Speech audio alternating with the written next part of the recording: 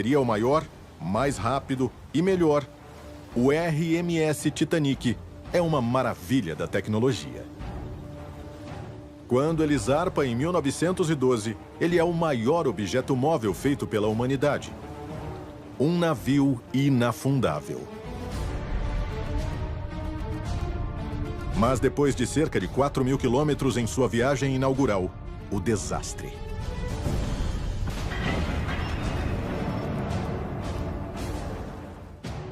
Mil e 500 passageiros e tripulantes arrastados para a profundidade gélida.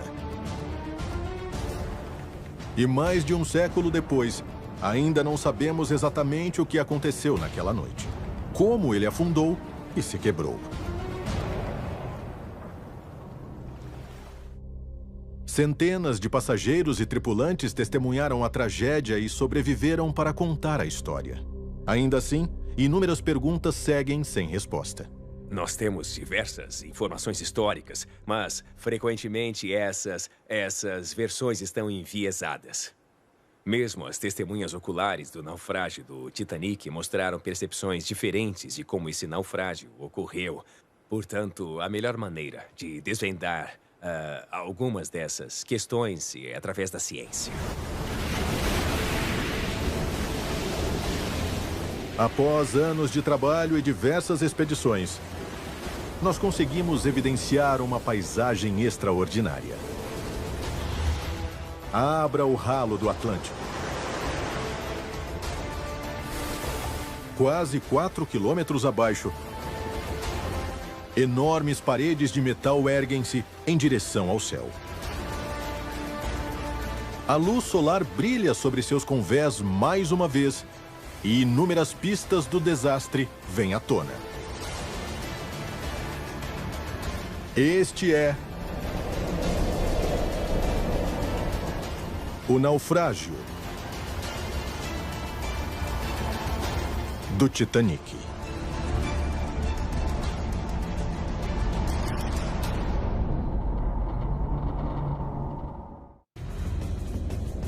Nós drenamos o Atlântico e pela primeira vez podemos ver o Titanic na íntegra, com uma riqueza de detalhes sem precedentes. Investigadores mapeiam os limites do sítio. E arqueólogos obtêm uma visão geral de um naufrágio que está escondido há mais de 100 anos. É como se a névoa tivesse se dissipado e agora começamos a enxergar através da escuridão sem fim. A ideia de drenar o Titanic apresenta o sítio sob uma ótica totalmente diferente. Não é impenetrável, está bem na nossa frente para que possamos explorá-lo. O naufrágio do Titanic se espalha por uma área de mais de 1,5 quilômetros quadrados de leito oceânico exposto. Algo parecido com a área de quase 300 campos de futebol. O sítio do Titanic pode ser descrito basicamente como duas grandes áreas. A seção da proa e a seção da popa, que estão a mais ou menos 800 metros de distância, e há uma série de campos de detritos. Ao todo, são 5 campos de detritos, cada um repleto de fragmentos do navio e de objetos que caíram enquanto o navio afundava. O visual incrível proporcionado por este novo modelo traz o RMS Titanic de volta à vida. Com a água removida, sua história é colocada bem à vista. As pessoas acham que a ciência está acima da emoção. Mas quando se olha para o convés de um navio onde se sabe que muitas pessoas trocaram seus últimos adeuses, esses são pontos importantes nesse navio. Os corrimões, onde naquela noite gélida pais abraçaram seus filhos, levaram-nos para os botes salva-vidas. E se debruçaram para conseguir um último vislumbre de seus entes queridos. E através da escotilha, os passageiros presos debaixo do convés viram o céu estrelado uma última vez enquanto o navio escapava para baixo das ondas. E o mastro do Ninho do Corvo, onde a voz do vigia Frederick Fleet quebrou o silêncio da noite, ao avistar o iceberg que se aproximava. As icônicas âncoras de 8,5 toneladas do Titanic, ainda em seus lugares, brilham na luz ofuscante do sol pela primeira vez em mais de um século. Com o oceano agora seco, a enorme seção da proa ascende imponente do leito marinho. Apesar da violência do naufrágio e de todo esse tempo no fundo do mar, o que há dentro da proa em particular é ainda uma representação fantasmagórica do navio que fora um dia. Dentro da proa encontram-se vários dos mais luxuosos aspectos do navio. A escadaria principal, percorrendo uma altura de 5 convéses. A piscina aquecida reservada somente para passageiros da primeira classe. E uma academia de ponta, posicionada bem no convés do navio. O modelo revela o quanto essa área do navio permaneceu realmente intacta. O relatório oficial do acidente de 1912 sugere que o iceberg provocou um gigantesco corte de 100 metros no lado direito do navio, abrindo um rasgo em mais de 1/3 do casco. Entretanto, relatos de testemunhas oculares provam que o Titanic levou cerca de 2 horas e meia para afundar. Os investigadores estão perplexos.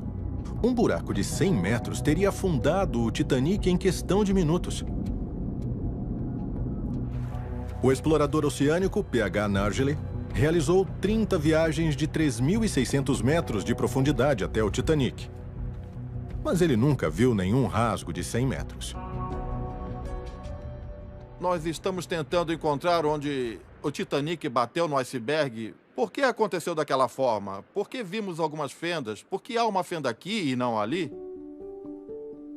Nargiley e seu time recorrem aos mosaicos fotográficos de ultra resolução do naufrágio para ver que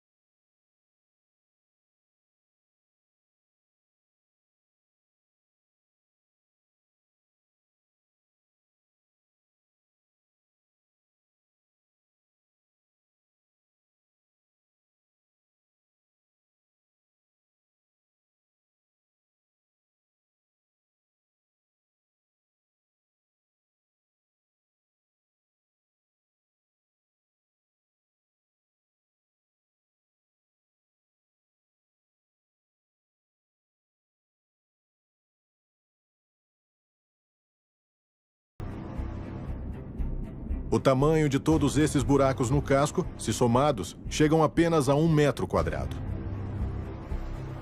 Uma brecha deste tamanho permitiria a entrada de 1.400 litros de água a cada segundo.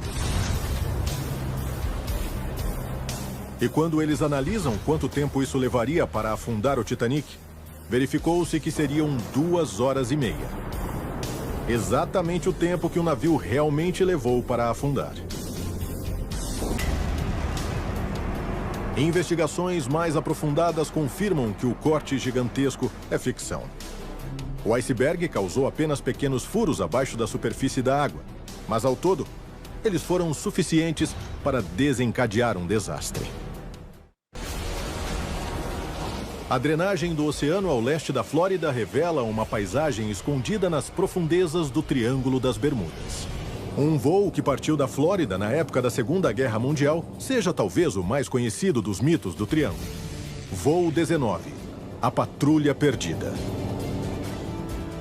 Agora, um time de mergulhadores está obstinado em buscar uma aeronave envolvida nos desconcertantes eventos daquele dia. À medida em que drenamos ainda mais fundo, novas descobertas podem finalmente ajudar a resolver esse mistério. 5 de dezembro de 1945. 5 aviões torpedeiros Avenger decolam da base aérea naval de Fort Lauderdale, na Flórida. Voo 19, como é chamado, é uma missão de treino navegacional rotineira ao longo da costa do Atlântico. No comando, o tenente da Marinha Americana Charles Taylor, um piloto altamente experiente. Ele já liderou dezenas de missões de treino, mas não está familiarizado com esse trecho específico da costa. Na metade da missão, as coisas começam a dar errado. O tenente Taylor relata problemas em suas bússolas. Com o tempo se fechando rápido, eles logo estão completamente perdidos. Um PBM-5 Martin Mariner parte em uma missão de resgate para encontrar o voo e guiar os pilotos de volta para casa. O Mariner envia uma mensagem rotineira. Mas, depois disso, nunca mais ouviu-se nada sobre ele. Jamais foram encontrados destroços dos 5 aviões do voo 19 ou do avião de resgate Mariner. Todo tipo de teoria foi elaborada para explicar o desaparecimento das 6 aeronaves. De abduções alienígenas aos efeitos de uma névoa eletromagnética. É mais provável que os pilotos simplesmente se perderam, ficaram sem combustível e tiveram que saltar em algum lugar sobre o oceano. O Mariner e a patrulha perdida encontraram problemas em algum lugar nos arredores das Bahamas. E agora é possível drenar esta área até o leito a mais de 4,8 quilômetros de profundidade. A drenagem revela uma vasta e inexpressiva área submarina, conhecida como a Zona Abissal. É como um gigantesco deserto submarino. E é fácil entender por que as aeronaves nunca foram recuperadas. 70 anos depois, podemos finalmente estar próximos de encontrar o avião de resgate Martin Mariner. Mike Barnett é um mergulhador técnico especialista em encontrar aeronaves perdidas. Ele passou anos investigando o incidente do voo 19 e agora acredita ter uma ótima ideia de onde o Mariner caiu. Eu tentei recriar a rota do voo na minha cabeça, onde esse avião pode ter ido e onde ele caiu.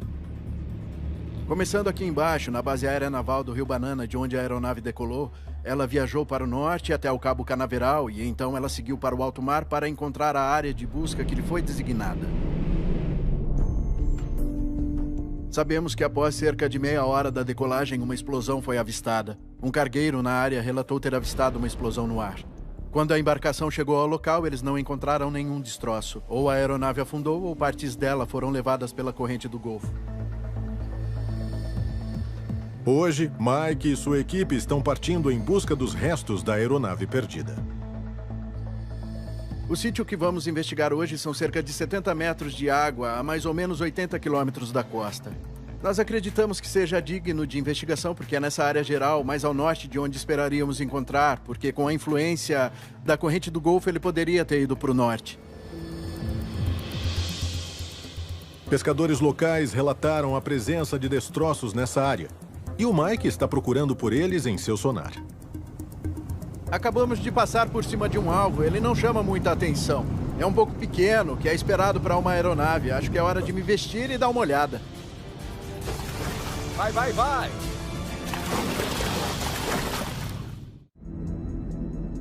O alvo está a mais de 67 metros de profundidade. O Mike acha que pode ser um avião, mas ele ainda não tem certeza se é o Mariner. A visibilidade é muito limitada nesta profundidade e as correntes fortes tornam a busca um verdadeiro desafio. Sabemos que estamos próximos, tem muitos peixes. Naufrágios atraem peixes, então sabemos que estamos perto. Então, no meio da escuridão, os mergulhadores encontram algo. O trem de pouso dianteiro de uma aeronave. E a poucos metros de distância, a fuselagem enferrujada de uma aeronave. Como um sítio de destroços de uma aeronave, esse é bem interessante. Há muita estrutura intacta aqui. Normalmente, com o tempo, esses destroços se tornam apenas pequenos pedaços no leito oceânico, então é espetacular encontrar algo assim. Seriam esses os destroços do avião de resgate Mariner? O próximo passo é registrar qualquer evidência que possa ajudar a identificar a aeronave. Eles localizam pilones ao longo das asas que parecem ter sido o suporte para pontões. A aeronave parece ter sido anfíbia. E as escotilhas nas laterais da fuselagem são exatamente o que você espera encontrar em um Mariner. E o formato do estabilizador horizontal parece familiar aos mergulhadores das fotografias do avião. Tudo isso sugere que este pode ser o avião de resgate anfíbio Mariner, mas a equipe ainda não encontrou uma prova conclusiva. Definitivamente é um avião. Eu quero ser cuidadoso com o que eu digo, mas ele tem algumas características interessantes. Tem várias coisas que você esperaria encontrar em uma aeronave de busca e resgate. Agora eu quero voltar e analisar o material para fazer algumas observações. Eu estou muito animado. É algo que vale um exame minucioso. O Mike precisa da opinião de um especialista para identificar o avião. Então ele mostra as filmagens do mergulho para um historiador da aviação, Roy Stafford. Roy é um ex-piloto da Marinha Americana e é uma autoridade em aeronaves militares americanas. Esse é o início do mergulho. Fomos nadando contra a corrente para encontrar os destroços e, como pode ver, estamos notando alguns detritos aparecendo no campo de visão. Primeiro, nós mergulhamos esperando encontrar o PBM-5 Martin Mariner. Navegando pelo sítio e vendo algumas das características, notamos coisas que são inconsistentes com essa hipótese. E nos perguntamos que aeronave seria essa. A julgar pelo sistema de freios e pelo pneu que apareceu na imagem, esta é uma aeronave pós-Segunda Guerra Mundial. Certo. Eu posso afirmar isso de cara. Isso para mim parece ser uma parte da cabine, o topo das janelas. Roy está 100% certo de que estes destroços não são do Mariner que eles buscavam. Mas se estes destroços não são do avião de busca e resgate perdido, então o que é isso? A resposta pode ajudar a resolver outro mistério do triângulo. Isso aqui embaixo é importante. Essa vigia que você vê aqui pode ser a vigia para uma câmera. Exato, você pode Isso. notar várias delas aqui dentro. Elas estavam muito evidentes. Dá pra ver que é um bimotor. E isso encerra o caso. Só existem duas possibilidades, 2 pilones. Um em cada lado teria que ser. Ou um RB-66, que geralmente não teria razão para estar nessa área, ou um A3 da Marinha. Não demora até que o Roy identifique definitivamente o modelo do avião. É sem sombra de dúvida um A3 Sky Warrior. Ao compararmos a fuselagem e os pilones embaixo das asas, a varredura nos detalhes horizontais, o fato do trem de pouso se retrair para dentro da fuselagem, todos esses são indícios absolutos de que é um A3 Sky Warrior. O A3 Sky Warrior era a maior aeronave a decolar de porta-aviões da Marinha Americana em sua época. E os arquivos da Marinha mostram que, em 1960, um deles caiu na região ao tentar pousar em um porta-aviões. É bastante provável que este seja o A3 naufragado que Mike e sua equipe encontraram. Mas o voo 19 e o avião de resgate Mariner permanecem perdidos. A busca continua para encontrar a aeronave. A gente sabe que ela está lá. É só uma questão de encontrar o lugar exato. Se nós drenássemos toda a zona abissal ao redor das Bahamas, em algum lugar nós certamente encontraríamos a patrulha perdida.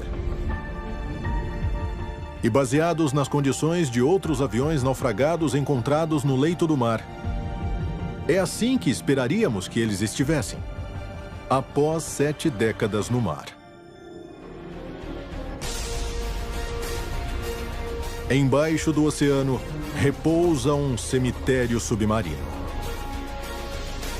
Agora, nós podemos desvendar os mistérios desses tesouros perdidos e contar suas histórias.